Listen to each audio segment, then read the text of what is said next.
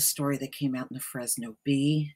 Boy, I tell you what, it's something to be said about people that are clearly obsessed. Nike and Kaepernick, letters to the editor. There's 2 letters here. I don't see how people got time on their hands to write this bullshit, because that's what it is. But let's get into it. Nike, a loser in this marketing game.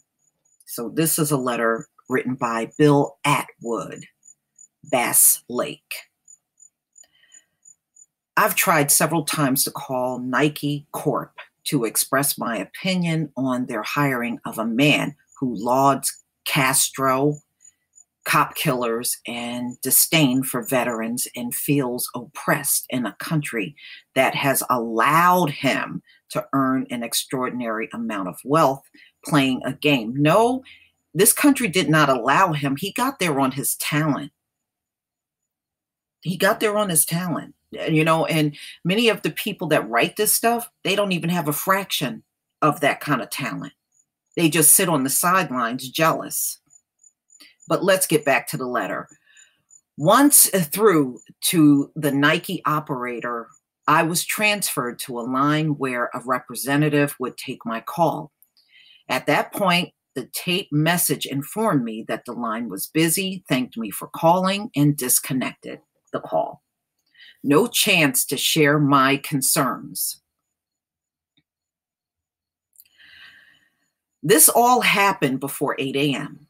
last Tuesday morning, and they opened their office at 7:30. Hopefully, a Fresno Bee reader is also an employee of Nike and will pass on my message.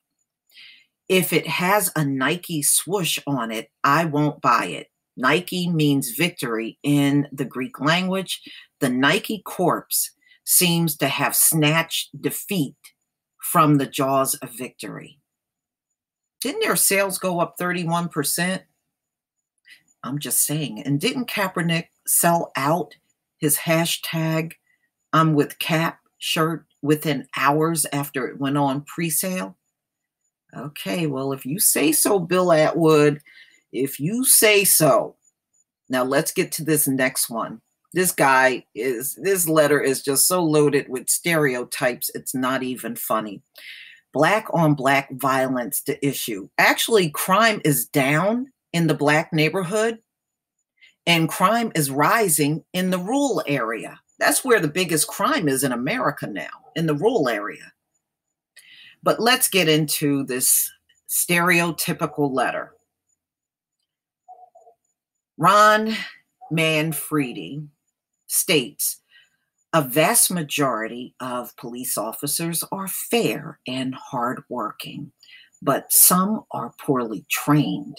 He implies that the few poorly trained officers are responsible for avoidable black suspect deaths. Filled with stereotypes, but let's go on. If all that be true, then police bias against black males can't be said to be institutionalized in America, as he asserts. Okay, let's go on. Go on.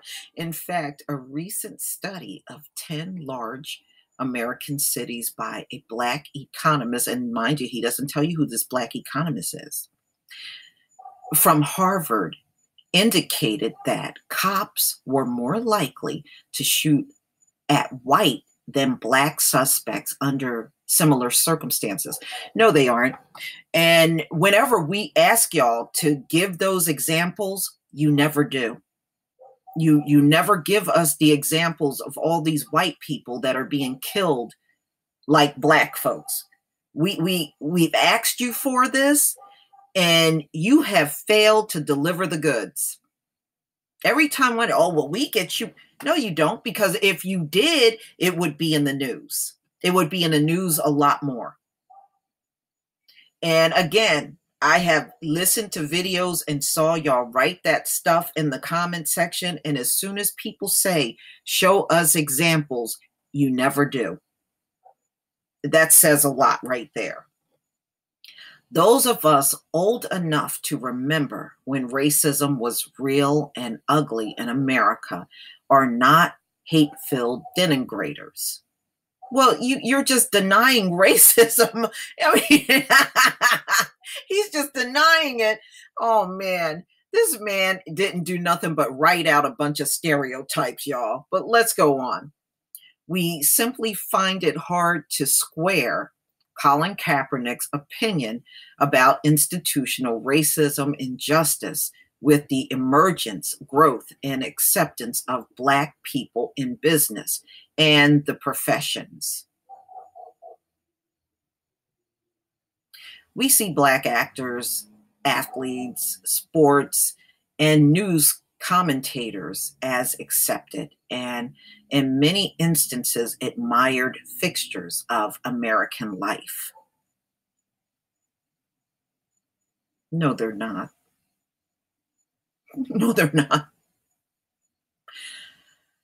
The real institutionalized violence against African American males is endemic to the Black ghetto and is Black on Black. Okay, well, here's my thing to you, Michael Freeman, who wrote this. More people die from opioids overdose than in Black on Black crime.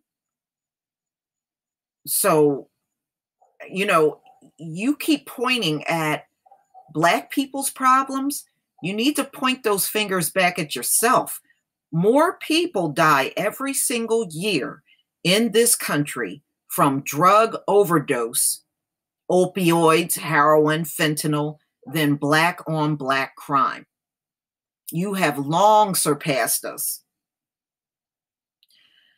Kaepernick, BLM, and liberals like Manfredi need to eschew the inflammatory rhetoric and address the pathology of the Black ghetto if they are serious about solving racial inequality. Well, Michael Freeman, then you need to work on the pathology of drug usage and opioid overdose in your community. Okay? You got a lot of fixing up to do. This letter was nothing but stereotype 101. Okay? And see, this is why nobody will ever listen to these folks. And they don't get it. This is the very same thing, ladies and gentlemen, they did to Dr. Martin Luther King. They did this to Malcolm X. Okay, they did this to Muhammad Ali. This same vitriol that you see towards Colin Kaepernick is what they did in the past. It is absolutely no different. They're using the same wording. They're using the same evil in their expression. This has been seen over and over and over and over in America. This is nothing new.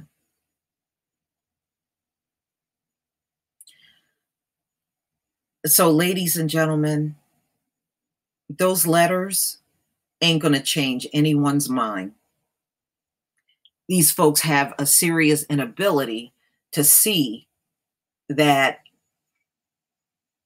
no one is paying attention to them. Nobody is paying attention.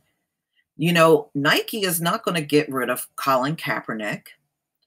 The sales are going to go through the roof. And they're going to be sitting around like a bunch of piss-ass whine and crybabies that nobody is going to listen to. But please tell me what you think, ladies and gentlemen. Please leave your comment and subscribe. Don't forget to hit on the notification bell, and I'll see you on the next video. Peace, family.